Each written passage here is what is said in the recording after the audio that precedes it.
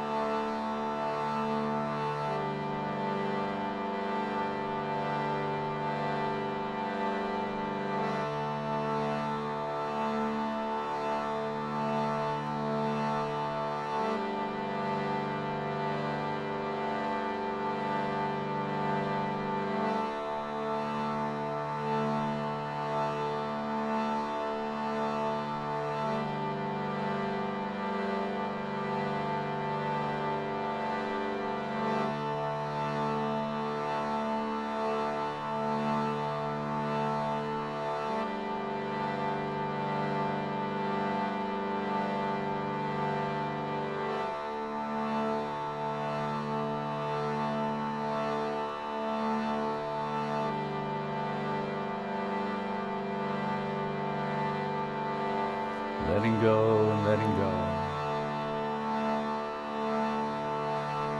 Just resting in pure being.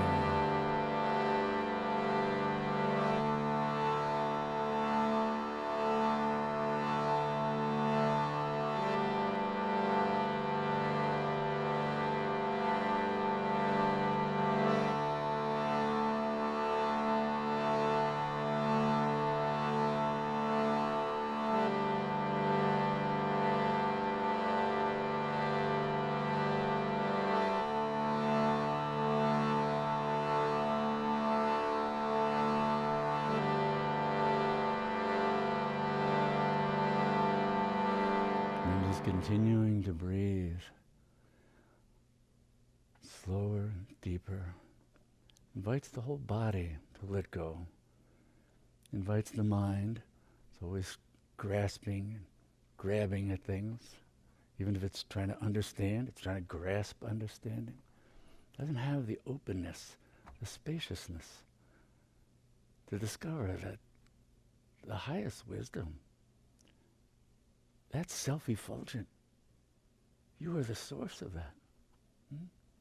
Look at any scripture, any text. It came through a mind in touch with the highest. Where? Within. You're the source. The truth of who you are, the source. All scriptures, all texts, all wisdom, all love, all compassion. So we start out with the highest. We start out with that understanding.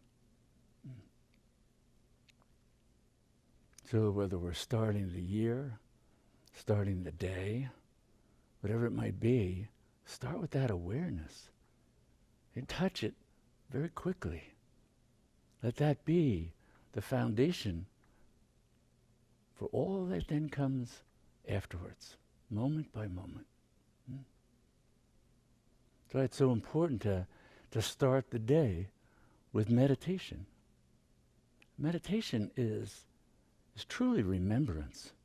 It's a practice of remembering the truth of who you are, your infinitude of being, your boundless compassion, your boundless wisdom, your unshakable equanimity, your boundless joy. We start with that. The day may go downhill quickly, but we start with that, come back to it over and over again. That's what a yogi does. That's what a meditator does. We incorporate that practice into each moment. We live from that. It's the foundation of our existence, the state of meditation, expressed through practice, and then expressed through everyday activity, done with consciousness, illumined by the light of yourself, that blazing glory of who you are. That's what this is all about, this path. The path of meditation, the path of mystics, the path of knowers. Whether we call it a Buddhist path, a yogic path, or this, that, those are add-ons for the mind. The source of them all is still only one. So we might like this flavor or that flavor, but the one, that's the goal. That's what it's all about. So we start being very conscious of that and keep coming back to that. It's part of the discipline of practice, is to keep coming back to the truth, moment by moment. And what's a reminder to come back? Pain, suffering, pain, suffering. These are reminders. They're all coming out of ignorance, out of not knowing the truth of who we are, not knowing that in the moment, not experiencing that in the moment.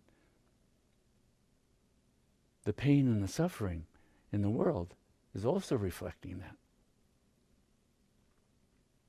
The pain and suffering we inflict on others, that's born of ignorance, not of the truth of who we are. If we're in the truth, then we're in the heart. Then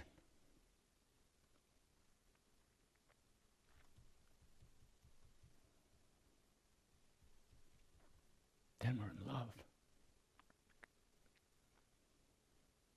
We're in love with all. How can we possibly harm another?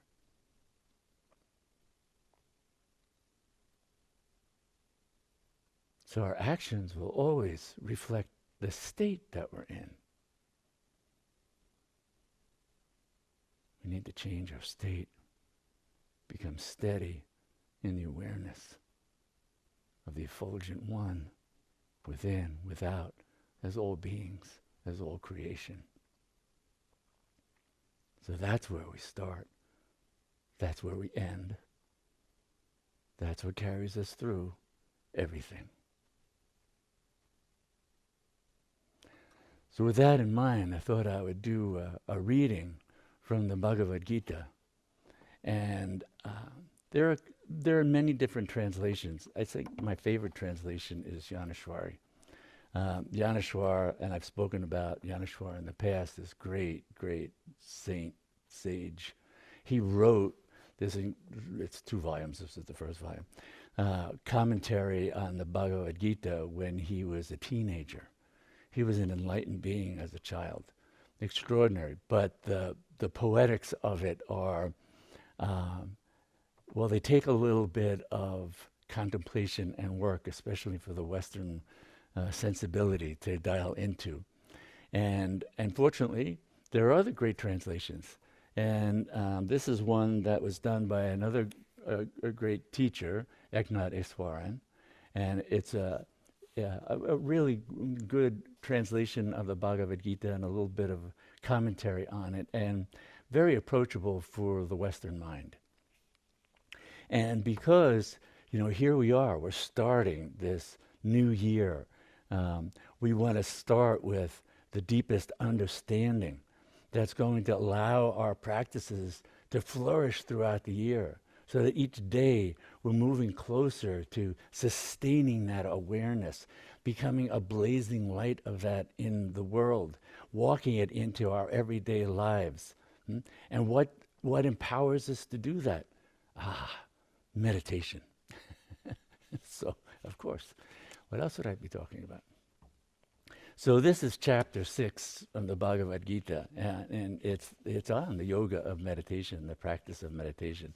So I'm going to read this, and so you can sort of sit back and allow yourself to just listen and take this in, and contemplate it as you're listening to that. And the first part is a commentary by Eknath Easwaren. And then afterwards is this short chapter on from the Bhagavad Gita on meditation. So Eknath Easwaren writes, "This is surely one of the most intriguing chapters of the Gita. For here we are given a detailed explanation of meditation addressed to the layperson. The same meditation techniques are given in more esoteric writings, such as the Yoga Sutras of Patanjali, but the Gita does it more simply and without any unnecessary mystery or complexity. This chapter also explores the question, who is the true yogi? This word, yogi, if it has any associations for the Western reader, is likely to bring up images of rather far-out types who do strange contortions with their bodies. Yogis are still thought of as standing on their heads or reclining on a bed of nails. And it is true that there are many practitioners of a kind of yoga that involves physical exercises and postures. And there are those who have achieved remarkable feats like lying on a bed of nails or even being buried alive and surviving.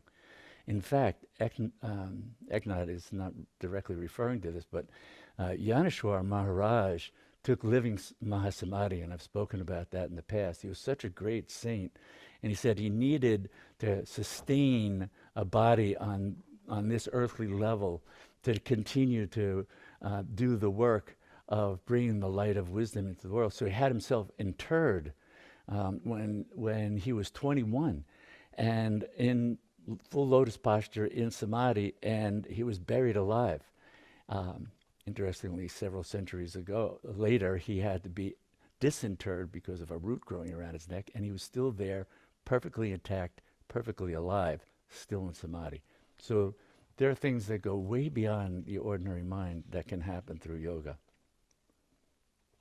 But this physical side of yoga, called Hatha Yoga, is not what is meant in the Gita. In fact, though physical techniques have a place, the Gita regards undue emphasis on them as extreme, not belonging to what might be called the mainstream of spiritual development. In the Gita, the word yogi often has a more modest definition, and it can mean a person who does his or her job with detachment from the rewards. Or it can be rendered as one who has attained the goal of meditation. For yogi literally means one who is accomplished in yoga. And yoga means integration of the spirit, union with the infinite, the self. In this sense, yoga means wholeness, or the process of becoming whole at the deepest spiritual level. The word yoga is also often used as a synonym for Raja Yoga, the practice of meditation as taught by Patanjali.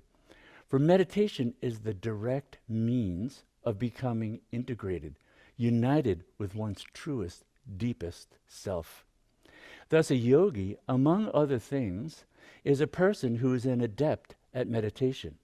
So we also see in the Tibetan Buddhist tradition a yogi, like a yogi, great yogi Milarepa, the same term being applied because it's an adept who has reached the highest levels of meditation and lives from that state.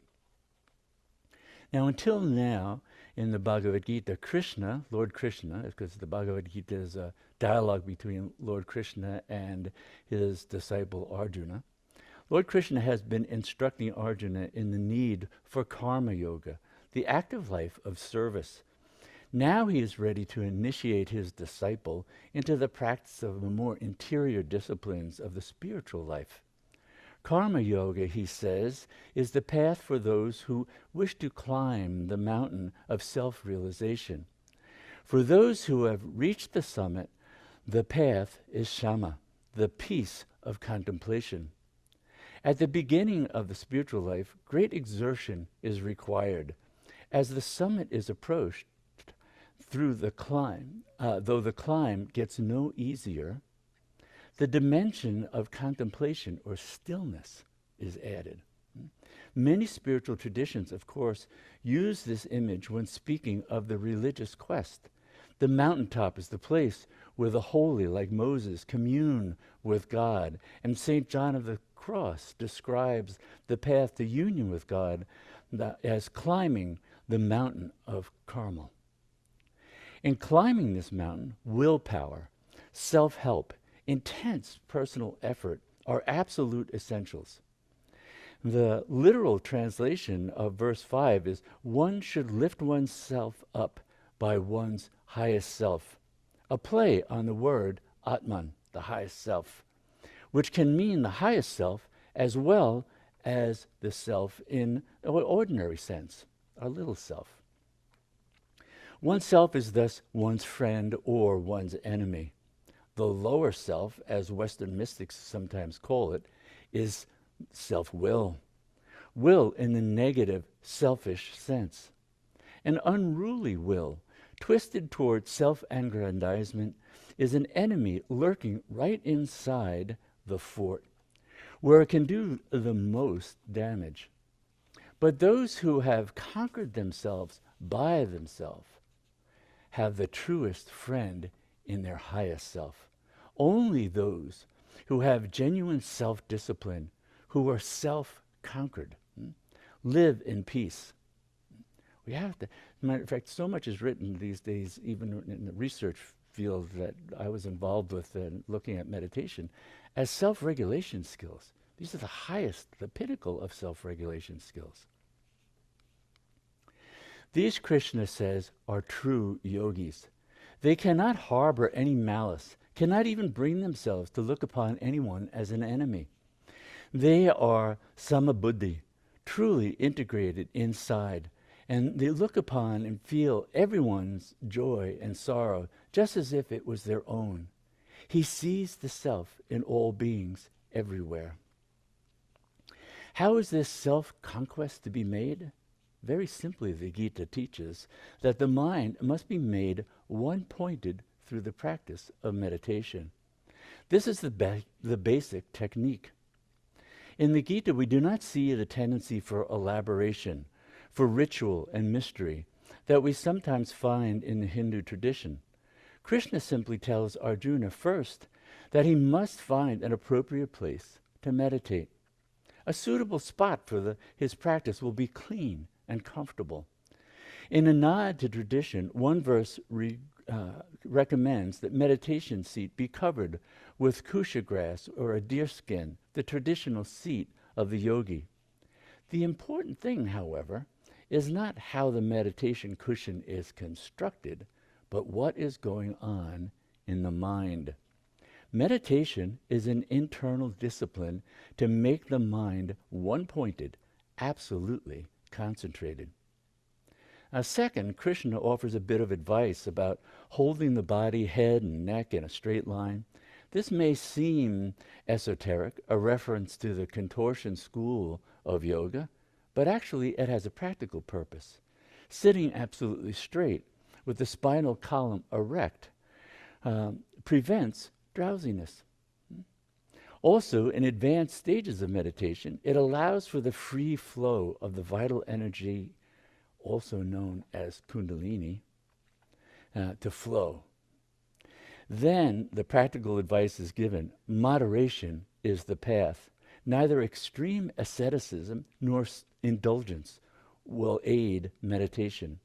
A superficial acquaintance with Hindu culture may leave the impression that it fosters either the sensuality of the Kama Sutra or the asceticism of the hermit. It is true that in the Indian civilization, we can easily see the ultimate development of the sensual and beautiful life in its finest manifestation in painting, sculpture, music, and dance. And Indian cuisine is famous for its incredible variety of flavors and spices. India also presents us with the austere simplicity of the wandering holy man, or sadhu, a sannyasin, or renunciate. The Gita, however, recommends the middle path, success in meditation. Krishna says comes neither to those who eat or sleep too much, nor to those who eat or sleep too little. The body should be neither overindulged nor treated harshly. The same recommendation the Buddha was to offer later after many years of severe asceticism. This chapter contains the famous verse comparing the mind to a steady flame. By its very nature, the untrained mind is restless, constantly wandering here and there and trying to fulfill its desires. It flickers wildly like a flame in a storm, never blown completely out, yet at the mercy of the wind. Wherever it wanders, Krishna says, it must be brought back to its source. It must learn to rest in the self. Once it is at home in the depths of contemplation, the mind becomes steady like an upright, unflickering flame in a windless place. In this deep meditation, and only there, can the human being find true fulfillment.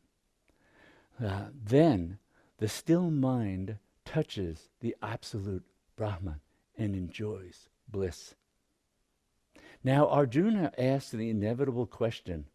Krishna is way ahead of him, and the struggling disciple calls out, "Wait a minute," to the words to that effect. He says, "My mind is so restless and unsteady that I cannot even comprehend anything about the state of mystic peace that you're talking about.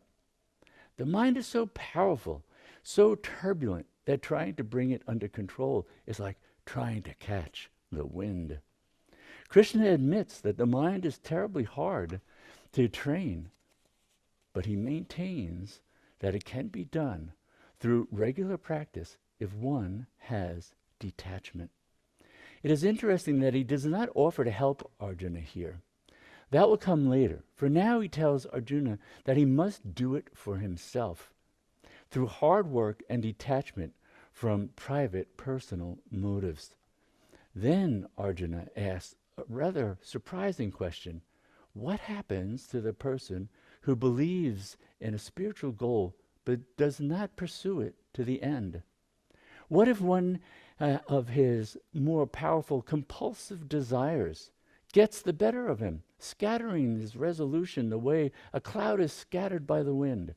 Arjuna must be at least partly convinced that there is something to all this, but either he is not ready to begin meditating, or he is afraid that somehow he might fail if he tried. If he were to fail, he asks, would he have lost everything? All that he had given up in worldly life, as well as his goal of self-fulfillment?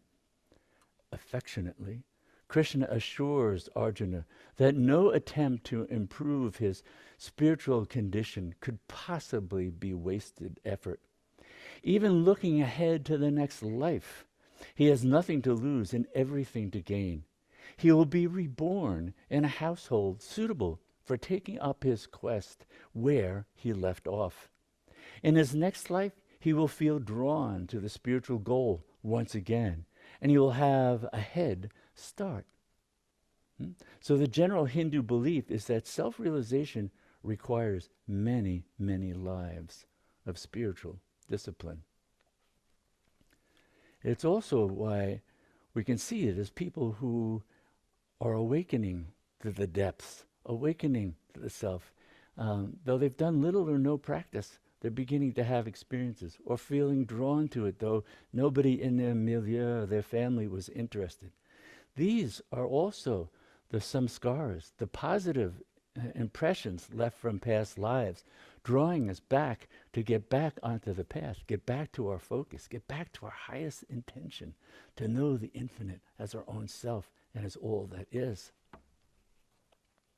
So this begins chapter 6 of the Bhagavad Gita, the yoga of meditation.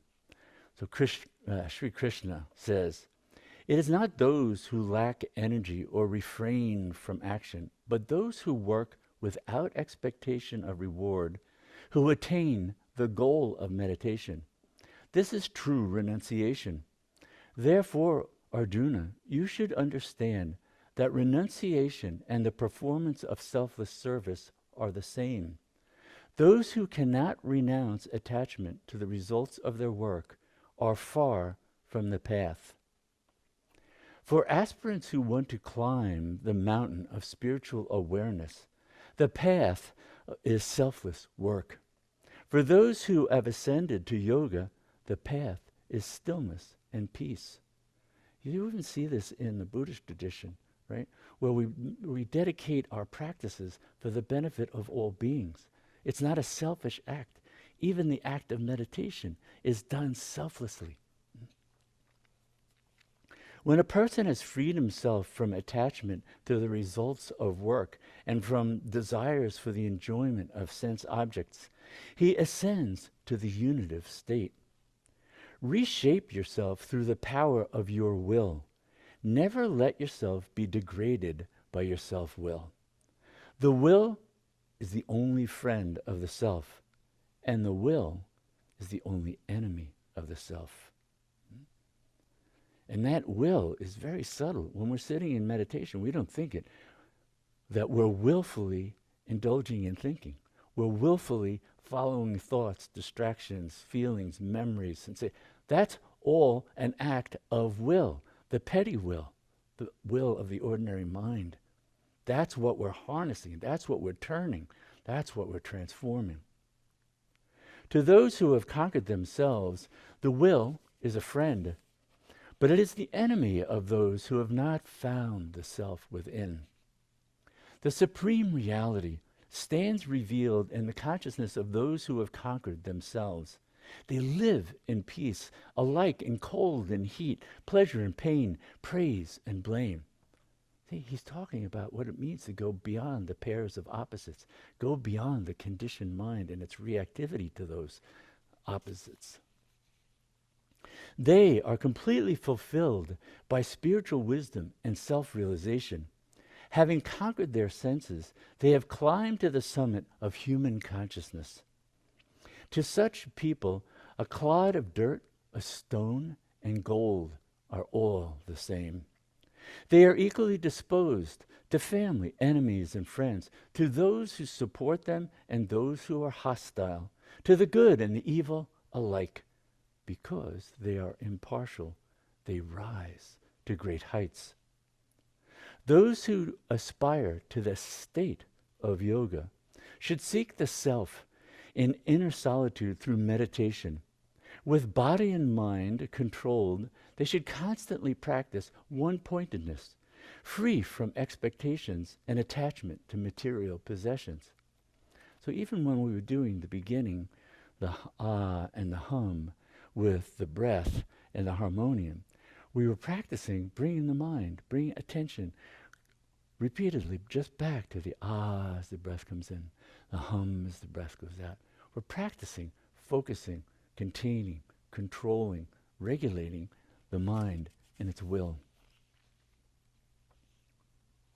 Select a clean spot, neither too high nor too low, and seat yourself firmly on a cloth, a deerskin, or kusha grass. These are traditional seats of a yogi. Then, once seated, strive to still your thoughts. Make your mind one-pointed in meditation, and your heart will be purified. Hold your body, head, and neck firmly in a straight line, and keep your eyes from wandering.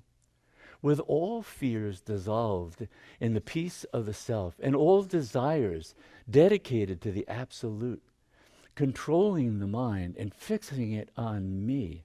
Now, this is Lord Krishna speaking. Fixing it on me, focusing on the Lord, on God, on the infinite, the divine. Controlling the mind and fixing it on me, sit in meditation with me as your only goal. With senses and mind constantly controlled through meditation, united with the self within, an aspirant attains nirvana, the state of abiding joy and peace in me. Arjuna, those who eat too much or eat too little, who sleep too much or sleep too little, will not succeed in meditation. But those who are temperate in eating and sleeping, work and recreation, will come to the end of sorrow through meditation. Through the constant effort, they learn to withdraw the mind from the selfish cravings and absorb the self and become absorbed in the self. Thus, they attain the state of union. When meditation is mastered, The mind is unwavering like a flame of a lamp in a windless place. In the still mind, in the depths of meditation, the self reveals itself. Beholding the self, by means of the self, an aspirant knows the joy and peace of complete fulfillment. The self reveals the self. Nothing, the mind cannot reveal the infinite. The infinite reveals the infinite. Its power of revelation, that's known as Kundalini Shakti. It's also known as Bhagavati Mahaprajna Paramita, the great goddess of wisdom. Having attained that abiding joy beyond the senses, revealed and in the stilled mind, he never swerves from the eternal truth. He desires nothing else and cannot be shaken by the heaviest burden of sorrow. The practice of meditation frees one from all affliction. This is the path of yoga. Follow it with determination and sustained enthusiasm. Sustained enthusiasm. This is a yogic practice, sustaining enthusiasm. Not, I got to drag myself to the meditation cushion. That's not sustained enthusiasm. Renouncing wholeheartedly all selfish desires and expectations, use your will to control the senses, and little by little, through patience and repeated effort, the mind will become stilled in the self. Wherever the mind wanders, restless and diffuse in its search for satisfaction without, lead it back within. Train it to rest in the infinite, the self. Abiding joy comes to those who still the mind, freeing themselves from the taint of self-will. With their consciousness unified, they become one with Brahman, the Absolute. The infinite joy of touching Brahman is easily attained by those who are free from the burden of evil and established within themselves. They see the self in every creature and all creatures in the self. With consciousness unified through meditation, they see everything with an equal eye. I am ever present to those who have realized me in every creature. This is Lord Krishna, the infinite, the divine, saying, I am ever present to those who have realized me in every creature. It's there. Your vision becomes so clear. You're never without the infinite, the divine. You see and perceive its presence always, because it's always here. What's preventing us from seeing it? Identification with the mind, attachment to the mind and its content. Seeing all life as my manifestation, they are never separated from me. They worship me in the hearts of all, and all their actions proceed from me. Wherever they may live, they abide in me. So when a person responds to the joys and sorrows of others as if they were his own, he has attained the highest state of spiritual union. Arjuna says, "Oh, Krishna, the stillness of divine union which you describe is beyond my comprehension. How can the mind, which is so restless, attain lasting peace?" Krishna, the mind is restless, turbulent, powerful, violent. Trying to control it is like trying to tame the wind. Lord Krishna responds, "It is true that the mind is restless and difficult to control, but it can be conquered, Arjuna, through regular practice and detachment. Those who lack self-control will find it difficult to progress in meditation, but those who are self-controlled, striving earnestly through the right means, will attain the goal." And Arjuna asks, "Well, Krishna, what happens to the man who has faith but who lacks self-control and wanders from the path, not attaining success in yoga? If a man becomes deluded on the spiritual path, will he lose the support of both worlds, like a cloud scattered in the sky?" Krishna, You can dispel all doubts. Please remove this doubt which binds me. Lord Krishna answers, "Oh, Arjuna, my son, such a person will not be destroyed. No one who does good work will ever come to a bad end, either here or in the world to come. When such people die, they go to other realms where the righteous live. They dwell there for countless years and then are reborn in a home which is pure and prosperous. Or they may be born into a family where meditation is practiced. To be born into such a family is extremely rare. The wisdom they have acquired in previous lives will be reawakened. Arjuna, and they will strive even harder for self-realization. Indeed, they will be driven on by the strength of their past disciplines.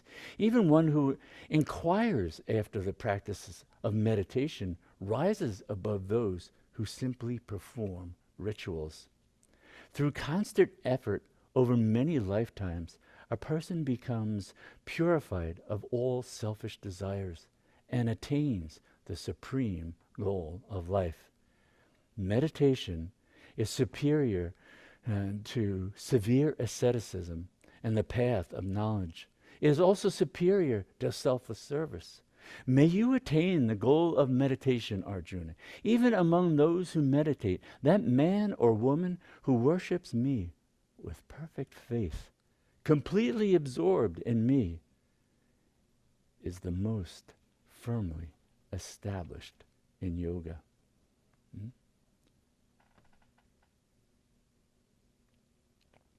One-pointed absorption in the divine. Even through service, that is meditation. That is renunciation. That is the path.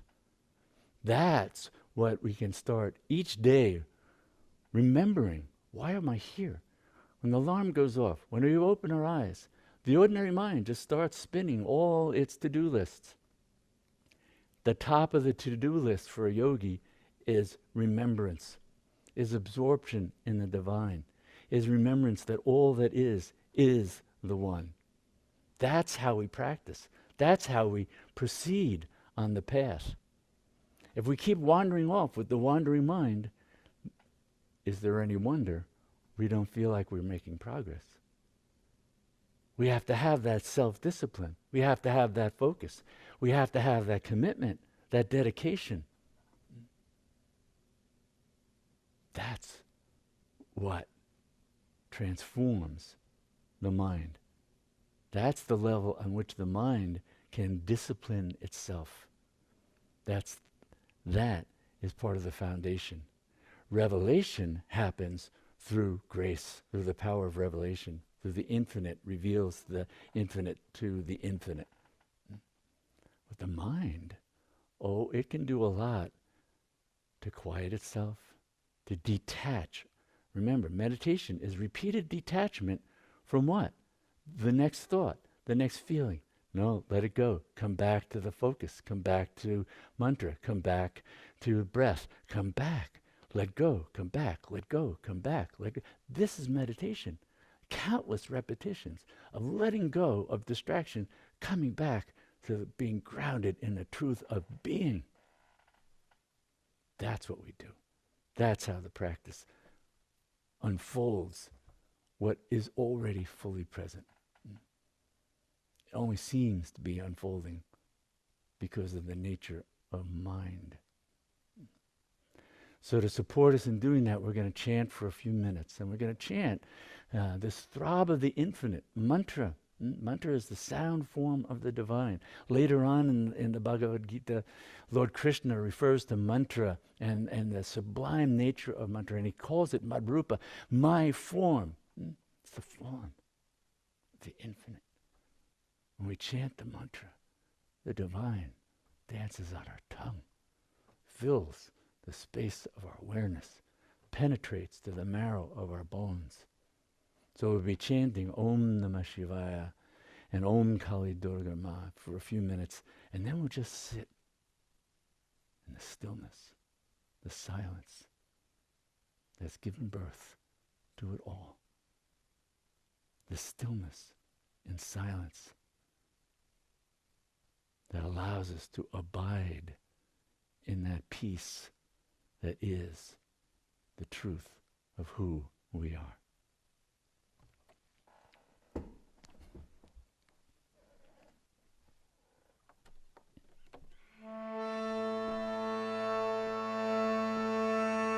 Shri Matakali Mandevi Kinjay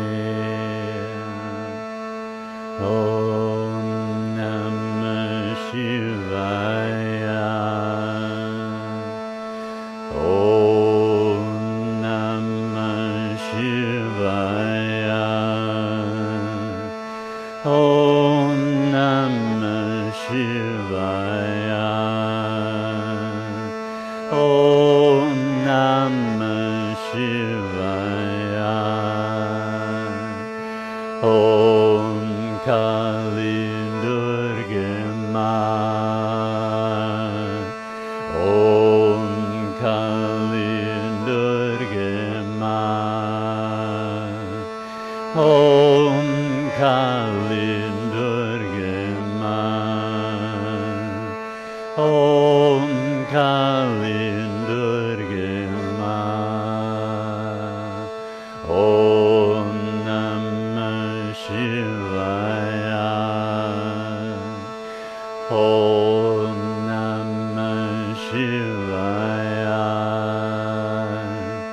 Om Namah Shivaya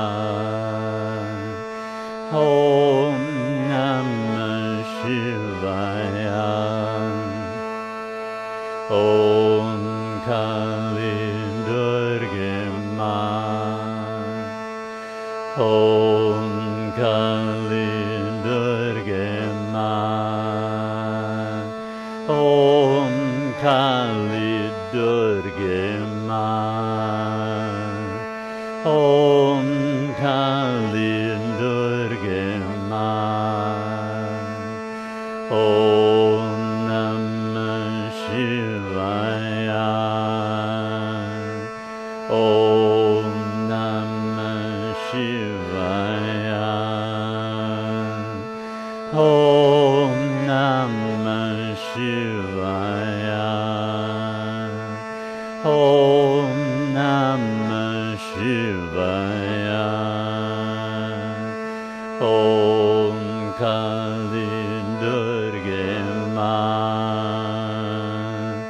Om Kali Durga Ma Om Kali Durga Ma Om Kali Durga Ma Om Namah Shivaya Om Namah Shivaya Om Namah Shivaya Om Namah Shivaya Om Kali Durga Ma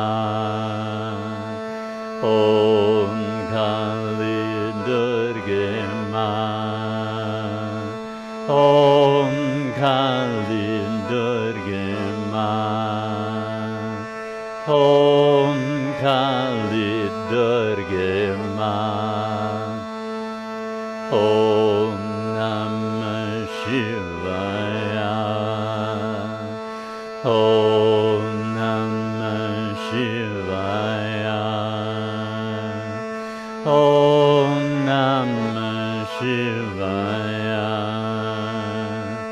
Om Namah Shivaya Om Kali Durga Ma Om Kali Durga Ma Om Kali Durga Ma Om Kali Durga Ma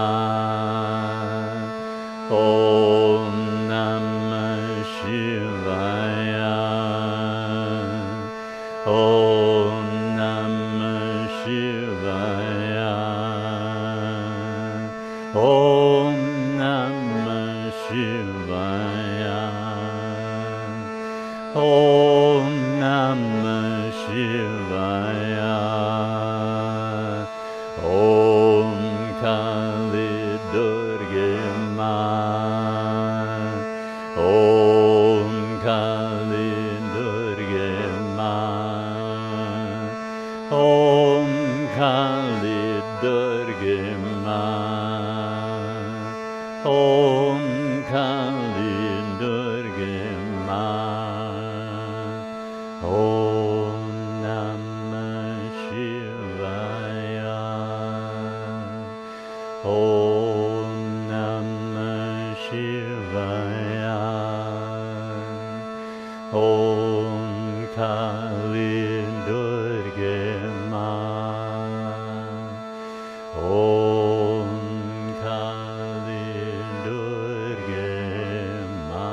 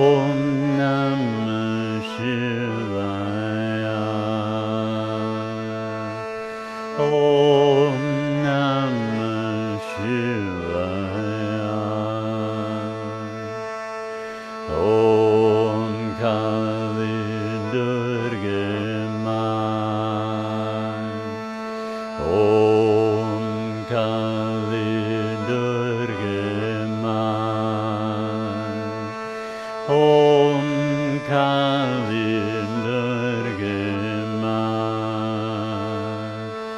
Om Kali Durga Ma. Om Namah Shivaya. Om Namah Shivaya. Om Namah Shivaya. Om Namah Shivaya. Om Kali Durga Ma. Om Kali Durga Ma. Om Kali Durga Ma. Om Kali Durga Ma. Om Namah Shivaya. Om Namah Shivaya. Om Namah Shivaya. Om Namah Shivaya. Om Kali Durga Ma. Om Kali Durga Ma. Om Kali Durga Ma. Om Kali Durga Ma.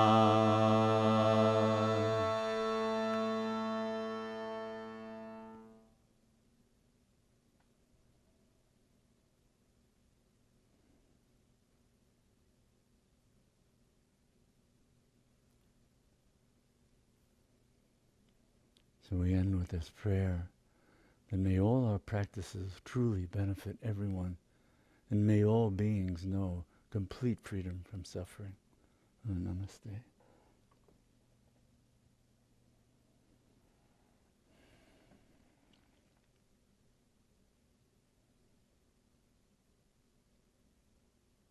So remembering,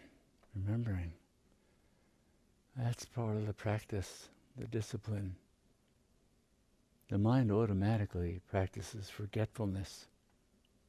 So we have to practice remembering until that becomes second nature.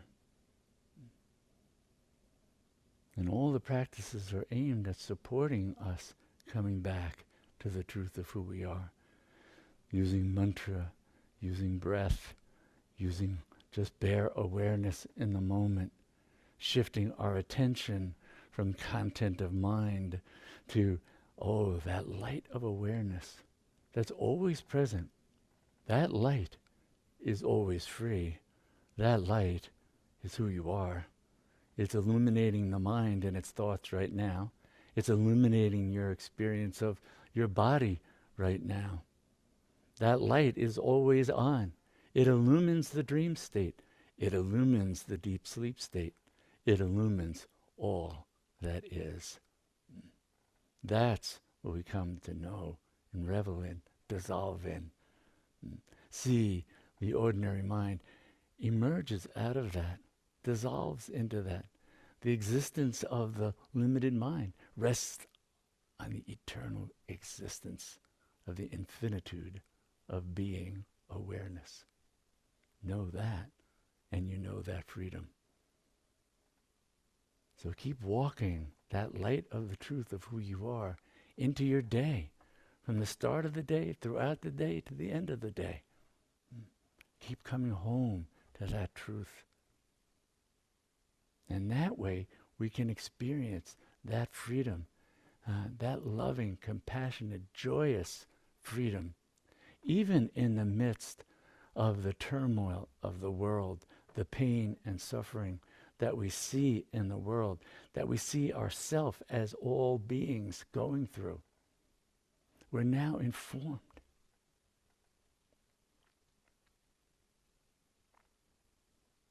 with the heart of compassion that continually seeks to eliminate suffering in this world. That's what we're capable of. So many people are seeking ways to inflict suffering. Be one who carries the truth.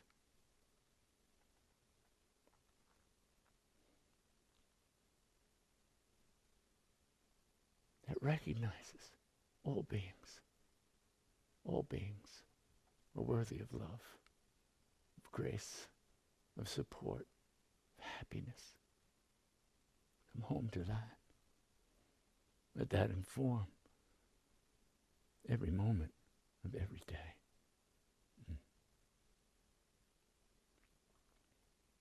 So I want to thank you all for being ones who do these practices and then carry that into your world, into your everyday life. Because that is the sacred vessel, the temenos, for realizing the infinite. It's your life here and now, as it is sacred. Everything about it is sacred. Realize its sacredness.